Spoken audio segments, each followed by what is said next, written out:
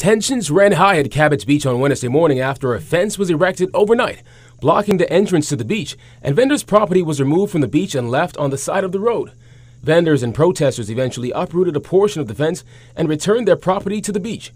However, the vendors say this is far from over. Because if you interfere with the beach, you interfere with your kids, my kids, and 300 to 400,000 Bahamian. When you interfere with the access, you are violating the law. When the Nassau Guardian arrived at the beach this morning, piles of beach chairs, umbrellas, and other beach equipment were on the side of the road.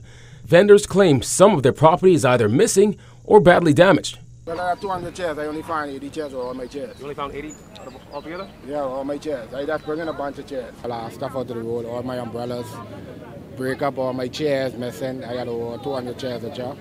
I mean, we just trying to make a honestly living. Vendors have been sidelined since March 2020. They say they were given the green light to return to work in July, but today's event is another blow. Several of them have pledged to do whatever it takes to protect their livelihoods and called on Prime Minister Dr. Hubert Minister to intervene, noting that he stood with them when they faced a similar situation in 2016. That's all I know. I don't know nothing else. I don't know no other job. We can't work on a regular job because we already used to this money, okay? So if I have to go out there and work like that every time all the ministers and stuff go to their car, I'm a lady, I'm gonna rob them. I can stay rich. So y'all better let me keep my job so y'all wouldn't get robbed, okay? They ain't gonna let it, they ain't going down like that. And ministers, the very one who's out here the last time when they locked the gate. Where you is now? Yeah. Where you is now, Dr. Minister? Yeah. Where you is now for the Bahamian people? You say out your own mouth. The Bahamian people ain't going nowhere. This belongs to the vendors out here. But Tourism Minister Dionisio de Aguilar said the government was blindsided by today's development. The minister added that vendors have every reason to be upset. I understand what these vendors are complaining about.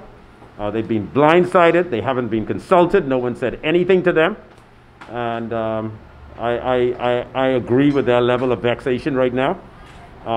There certainly needs to be some sort of accommodation for their request. Aguilar said he asked the developers to step back and reconsider their approach. So I told them to go back.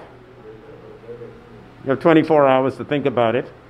I don't think your first run at this was acceptable to anybody, certainly not to me and certainly not to the vendors, and that you need to think about how you intend to move forward with this to make it more palatable to all of the parties involved.